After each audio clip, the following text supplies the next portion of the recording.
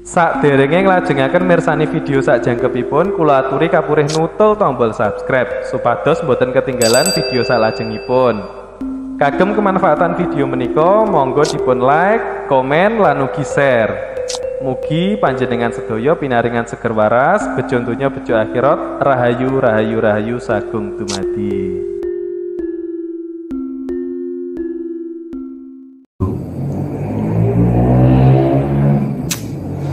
Matur suwun buat teman-teman semuanya yang selalu support, selalu mendukung video-video di channel saya, khususnya yang selalu komen, selalu like, dan membagikan ke banyak teman-teman lainnya. Saya ucapkan banyak terima kasih. Doa saya panjenengan semua selalu diberi kesehatan, diberi kelancaran rezekinya, diberi kemudahan segala urusannya, dan tentunya mendapatkan kemuliaan hidup di alam semesta. Pada kesempatan yang baik ini, saya ingin membagi atau berbagi kaweruh atau pengetahuan. Di sini saya kasih judul Makrifat dulu, maka yang lainnya akan mengikutimu. Makrifat dulu, maka yang lainnya akan mengikutimu. Karena sebenarnya namanya makrifat itu mengetahui, menyaksikan. Di saat kita hidup, kita dilahirkan, kita diciptakan, kita dihidupkan, ya tentunya yang pertama harus kita ketahui adalah yang mencipta kita, yang menghidupkan kita, yang menghidupi kita. Sehingga di saat kita sudah menyadari atau mengetahui tentang itu, maka sebenarnya segala yang sampai harapkan itu sangat mudah untuk diwujudkan. Sangat mudah. Karena siapapun yang mengetahui Tuhannya, ya tentunya dia dijamin segala kehidupannya di alam semesta. Nah, terkadang itu yang kita lalaikan. Kita itu hanya mengikuti keinginan saja, lupa dengan kesadaran kita. Dan di saat punya keinginan, seakan-akan harus cepat terwujud. Kalau tidak terwujud, timbul kekecewaan. Nah, itulah yang menjadikan sebuah penderitaan pada hidup kita, yang berawal dari sebuah keinginan yang ingin terwujud. Di saat tidak terwujud, timbul kekecewaan atau sakit hati, yang padahal asalnya juga dari diri kita sendiri. Makanya untuk memahami makrifat, ya kuncinya pada diri kita.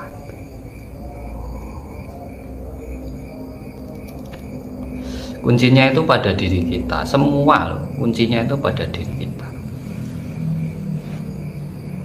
Makanya awal belajar itu adalah mengenal diri. Karena itu jalan untuk mengenal Gusti. Dan barang siapa yang mengenali dirinya, dia mengenali Gusti. Jadi sebenarnya jalan untuk mengenali Gusti itu ya di saat sampean mau mengenali diri sampean sendiri. Banyak misteri, banyak rahasia yang masih gaib, yang belum kita ketahui tentang diri kita ini. Ya, ini suaranya pelan karena nggak pakai mic. Yang penting untuk hari ini kita bisa belajar bareng, kita saling berbagi. Nah, awal untuk mengetahui diri kita harus mengetahui asal muasal kita, terciptanya. Kalau dalam ajaran lama, ajarannya orang Jawa dulu, itu sedulur papat. Kita harus mengenali yang namanya sedulur papat kita. Ini bukan masalah urusannya warnanya apa, rupanya seperti apa.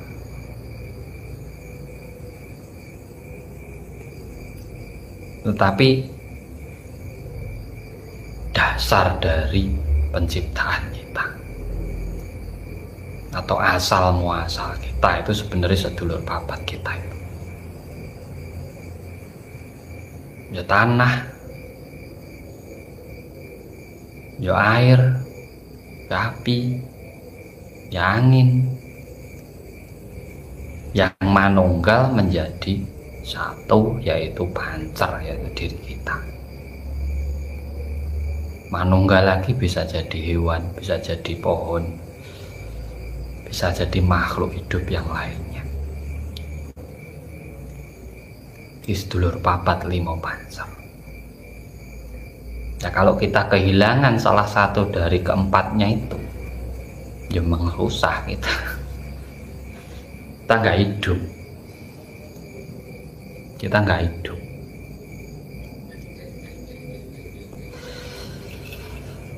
Ada angin, ada api, ada air, nggak ada tanah ya susah. Cuman mau nginjak apa? Ada tanah, ada air, nggak ada angin ya susah. Ada angin, ada tanah, ada air, nggak ada api, ya kita nggak bisa merasakan sesuatu. Di situ sebenarnya. Karena konsep rasa itu sebenarnya kan hasil, bukan proses. Rasa itu hasil. Nah, mayoritas orang rasa itu dipakai untuk proses. Makanya banyak penyesalan, banyak kekecewaan. Karena dalam prosesnya dia memakai rasa. Yang tentunya itu akan menggiring jenengan untuk cepat-cepat mewujudkan dari keinginan jenengan itu tadi. Jadi saat kita mengenal 4 unsur yang mencipta diri kita, air dan tanah jadinya ya raga kita, angin dan api itu yang gaib pada diri kita. Makanya manusia itu bisa dibilang gaib, bisa dibilang nyata. Yang nyata ya raga kita itu. Contohnya yang gaib, ya keinginan jenengan itu kan gaib. Nanti sampai harus menciptakan untuk menjadi nyata. Pemikiran jenengan, rasa jenengan. Dan setelah kita tahu tentang awal penghidupan kita, awal diciptakannya kita dari apa, nah di situ kita juga paham. Nah, proses manunggalnya 4 unsur ini di mana? Saripatinya itu mengumpulnya di mana? Nah, itu di orang tua kita. Makanya bisa dibilang orang tua itu Gusti Allah Katon, atau Tuhan yang wujud. Karena menjadi pabrik kita. tempat proses, bahan-bahan diproses menjadi kita. Nah, produknya orang tua itu ya kita itu. Tapi jangan salah ya, walaupun sampai di kandungan sebenarnya yang membesarkan, yang mencipta atau yang membentuk raga ataupun bahkan sampai yang memberi penghidupan sampai itu dari 4 unsur alam itu tadi. Karena orang tua kita ya butuh makan, butuh bernafas, butuh gizi, butuh nutrisi agar anaknya tumbuh sehat. Makanya manusia itu dari gaib ke gaib, dari gaib ke nyata, dari nyata ke nyata. Setelah di alam kandungan sampai sudah nyata, sering dilihat. Akhirnya lahir ke dunia menjadi nyata, dari nyata ke nyata. Nah, di dunia ini yang menghidupi kita siapa kan? Yang membesarkan kita siapa? Orang tua sampean? Bukan. Orang tua itu menjaga, merawat. Tapi yang menghidupi kamu, yang membesarkanmu, yang bisa sampai seperti ini sebenarnya itu yo 4 unsur alam itu tadi. Kalau sampai tidak makan ya tidak besar-besar. Orang tua itu menjaga kita. Bahkan yang diberikan orang tua ke kita itu ya awal dari penciptaan kita tadi. Itulah dinamakan sedulur papat. Dari sebelum kita tercipta sampai nanti kita kembali itu kepada mereka. Nah, agar kita memperoleh, memahami perjalanan dari hidup kita, ya tentunya kita harus tahu itu tadi, awal muasal kita itu tadi. Nah, kita itu hidup kan yang cari itu juga, makan, minum, nafas, untuk mencipta sesuatu yang akan menjadi sejarah diri kita kan. Makanya kesuksesan, kekayaan itu akan habis di saat sampai meninggal.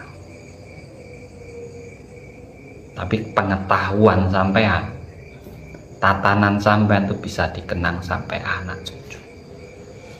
Kecuali harta sampean melimpah, warisan pun nanti akan lama-lama habis. Tapi kalau ilmu, pengetahuan itu tidak ada habisnya. Namanya kawaroh atau pengetahuan. Pengetahuan itu menjadi kualitas roh kita. Jadi saat pengetahuan kita luas, kawaroh kita luas, ya maka akan melahirkan jiwa yang luar biasa pada diri kita. Ada jiwanya kesatria, ada jiwanya macam-macam jenisnya. Kalau jiwanya kesatria, ya ready hidupnya, nggak akan ngeluh. Dia itu memang tugasnya perang, atau perang untuk siapa? Ya untuk dirinya sendiri. Manusia itu dihidupkan kan minimal menghidupi dirinya sendiri, mencari penghidupan untuk dirinya sendiri. Setelah itu aplikasinya baru ke sekitarnya. Sepertinya halnya lampu itu diciptakan pertama itu lampunya dulu harus terang, baru bisa menerangi sekitarnya. Sama kita itu sebenarnya di situ. Nah, makrifat itu kan mengetahui asal kita, yang menghidupi kita, yang beri penghidupan kita, dan bahkan kita nanti kalau sudah selesai, raga kita itu sudah gak mampu, yang mati itu kan raga kita. Kenapa? Punya umur kalau raga itu, punya kedaluarsa. Nah, ini raga itu makanya akan kembali lagi ke unsurnya tadi. Ada yang dibakar, ada yang makamkan, ada yang hilang di sungai, enggak apa-apa, itu sudah kembali ke unsurnya masing-masing, karena kita terbuat dari unsur itu tadi. Jadi saat kita memahami atau bermakrifat ini tadi, tahu tentang hidupmu, tentang dirimu, asalmu dari apa, gunamu untuk apa, ya maka di situ kita akan melihat sekeliling kita. Yang ada itu hanya rasa terima kasih,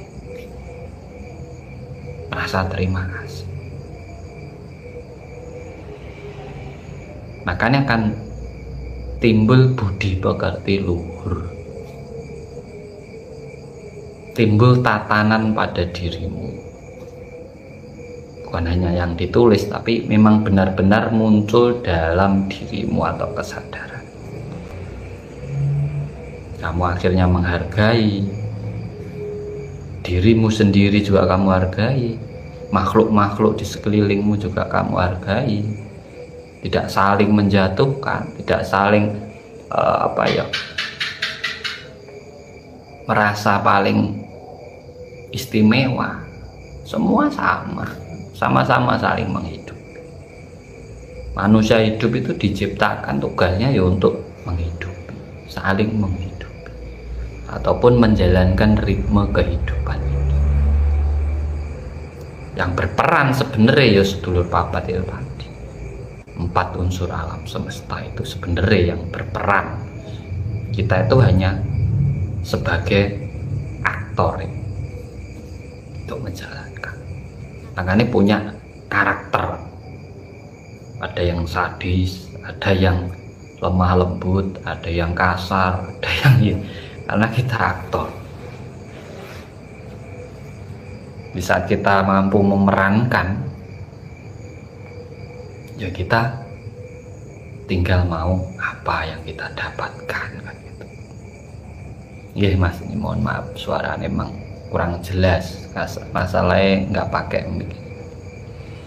Jadi di situ teman-teman. Nah, meditasi itu sebenarnya perenungan untuk ini tadi, bermakrifat dulu. Orang hidup itu dasarnya harus bermakrifat, mengetahui yang menghidupi, yang menciptakan, dan tujuan hidupnya. Goleki kayugung susuhing angin.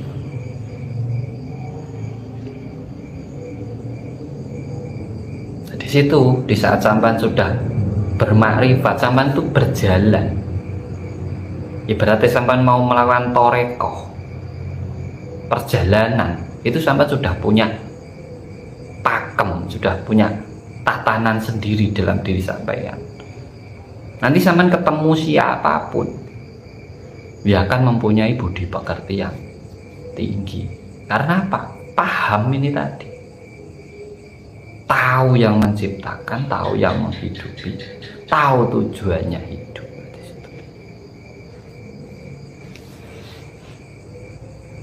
Jadi di situ akhirnya kita dari perjalanan itu akan menemukan kebenaran yang sejatinya atau hakikatnya. Itu kita akan tahu kebenaran yang sebenar-benarnya, kita tahu. Bukan hanya kebenaran diri kita, tapi kita sudah bersama alam. Kita kira paham tentang kehidupan kita di situ. Makanya belajar, kalau kita mau benar-benar mendalami, pertama yang harus kita dalami ilmu itu adalah pengenalan antara diri kita, alam semesta. Kan kita itu alam, alam itu adalah kita. Karena kita terbuat dari 4 unsur alam ini tadi, yang dimaksud sedulur papat. Lah pancernya kan kita. Sampean, pancer. Gitu.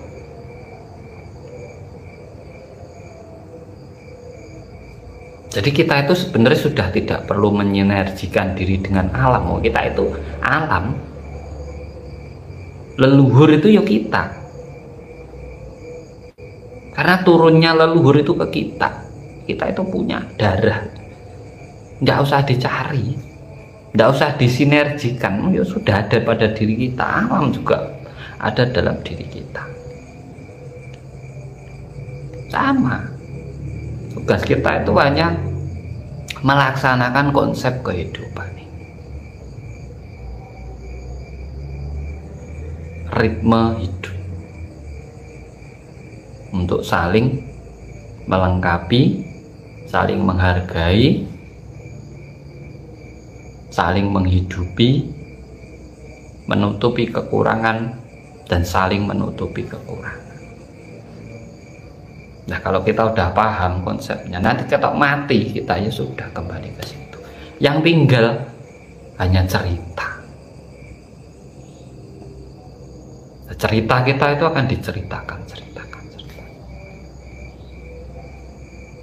Dan akhirnya orang mendengar cerita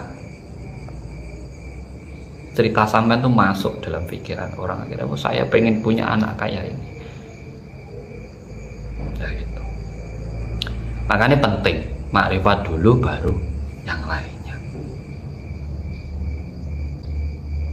Ada yang ngomong makrifat itu tidak penting, itu ya salah. Sampean hidup itu pertama yang harus sampean ketahui ya awal muasal dan yang menghidupi panjenengan. Yang lainnya kalau sudah tahu mengikuti, karena sampai dikasih akal pikir. Nah, akal pikir itu dikasihkan ke kita, yaitu biar kita memahami tentang konsep kehidupan itu tadi, atau ilmu ketuhanan itu tadi, agar muncul kesadaran yang luar biasa pada diri sampean. Nah, meditasi itu, perenungan itu sebenarnya itu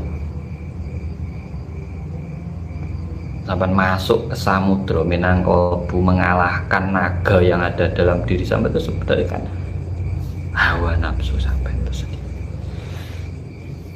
Dewa ruci itu ya sampean sendiri, adanya dalam diri sampean sendiri.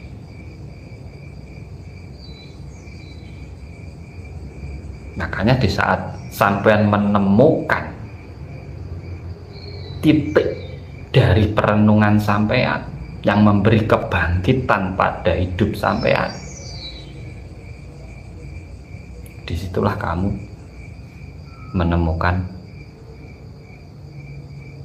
Lailatul Qadar kalau dalam orang Islam. Hari penetapan, kamu menetapkan dirimu, aku harus berubah seperti ini, hanya tidak mungkin seperti ini terus. Itu dari merenung.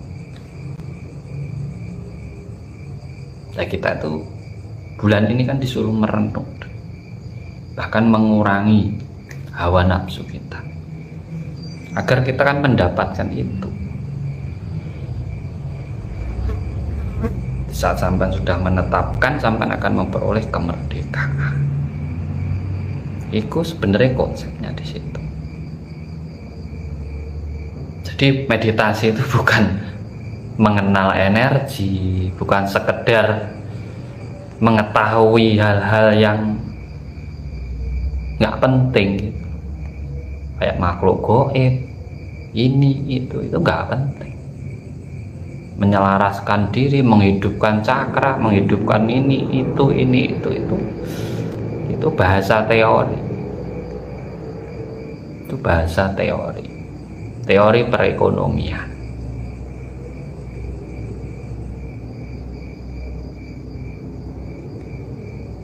Tapi kalau konsep kehidupannya sampai dengan suwung, dengan semedi, disitulah kamu menggali dirimu sendiri, atau kamu mengkaji, merenungi dirimu sendiri, agar kamu paham dengan dirimu sendiri. Saat orang udah paham dengan dirinya sendiri, ya, dia paham dengan Tuhannya, dan dia pasti bisa memahami yang lainnya. Kalau orang belum bisa memahami dirinya sendiri, dia itu tidak akan pernah paham dengan orang lain. Kalau pura-pura paham ya sih paling yang dia lihat aja. Tapi kan di saat kita melihat, kita mendengar, kita kan juga harus mengkaji, kita juga harus pakai pikiran juga, bukan hanya penglihatan, bukan hanya pendengaran langsung percaya kan, enggak. Kita juga harus ada perenungannya, harus ada pengkajiannya, bagaimana kamu bisa menemukan sesuatu yang luar biasa dari apa yang kamu lihat dan apa yang kamu dengar. Itu namanya membaca. Itu yang kita baca ya semua yang ada dalam diri kita ataupun alam semesta ini, yang ada di sekitar kita itu semua yang kita lihat itu ya kita baca. Sampai bisa ngomong itu orang jahat itu karena sampai sudah membaca orang itu, geraknya, perilakunya, sampai baca sudah, sehingga kamu bisa memutuskan kalau itu orang jahat. Nah, disitulah pentingnya bermakrifat, mengenal diri, mengenal akan Sang Pencipta kita yang menghidupi kita dan yang maha hidup, karena dia tidak akan pernah mati. Yang mati kan kita, makhluknya itu pasti mati. Kalau awal mulanya ini tidak akan pernah mati. Jadi situ. Nah, kualitas rohmu itu tergantung pengetahuan. Jiwamu itu dipengaruhi oleh kualitas rohmu sendiri. Kalau pengetahuanmu itu sedikit, kejiwaanmu juga tidak berkembang, gitu-gitu aja. Nah, kejiwaan kita yang nantinya akan dirasakan oleh orang lain. Itu namanya memunculkan sukmu. Disitulah sebenarnya nanti sampai kalau sudah memahami, maka apa yang perlu kita pelajari di saat kita mau bermakrifat, ya kita pintar membaca diri sendiri, membaca lingkungan, membaca kahanan, membaca apa yang kita lihat, apa yang kita dengar, apa yang kita rasakan, ya kita baca semua, kita renungkan semua. Di saat menyatu akan menjadi sebuah pengetahuan yang luar biasa kepada diri sampean. Di situ. Nanti setelah itu ilmu-ilmu lain itu mengikuti, kemakmuran itu mengikuti, kaya, miskin, jabatan ini tuh mengikuti kalau sampean sudah tahu itu. Tapi kalau belum tahu itu ya kita mengejar, karena merasa ketinggalan. Kita mencari karena apa? Merasa kehilangan. Sampai mencari uang, mau mana cari uang? Sampai kehilangan uang. Cari rezeki berarti sampai itu kehilangan rezeki. Cari kerjaan berarti sampai itu kehilangan pekerjaan. Dicari terus. Mencari Tuhan berarti sampai kehilangan Tuhan. Mendekatkan diri dengan Tuhan berarti Tuhan itu jauh dari sampean. Kalau jauh, kenapa sampean hidup? Yang maha menghidupi itu Tuhan. Kamu gak akan hidup kalau tidak ada yang menghidupi. Jadi jangan buta di saat terlalu dekat, justru kamu gak menyadarinya gitu. Ya itulah ilmu ma'rifat. Ma'rifat itu ilmu kehidupan, bukan terbeban agama atau keyakinan. Itu ilmu kehidupan, konsep kehidupan. Ada hidup itu ada yang menghidupi gitu. Ini semoga bermanfaat buat jenengan semuanya. Ya seperti inilah saya, ada kurang lebihnya saya mohon maaf yang sebesar-besarnya. Doa saya di bulan Ramadan ini untuk yang menjalankan ibadah puasa lebih sadar, lebih dalam kejernihan diri, lebih tertata hidupnya, mendapatkan berkah dari apa yang sampean jalani, dan mendapatkan kemuliaan dari Tuhan dan alam semesta. Dan untuk teman-teman lain, semangat, Semua doa terbaik saya pokoknya tambah sehat, tambah lancar rezekinya, dibukakan dari seluruh penjuru arah mata angin, diberi kemuliaan, kemakmuran, kesuksesan dunia sampai akhir usia kita. Dari saya matur suwun, salam cerdas, salam rahayu, rahayu, rahayu sagung teman.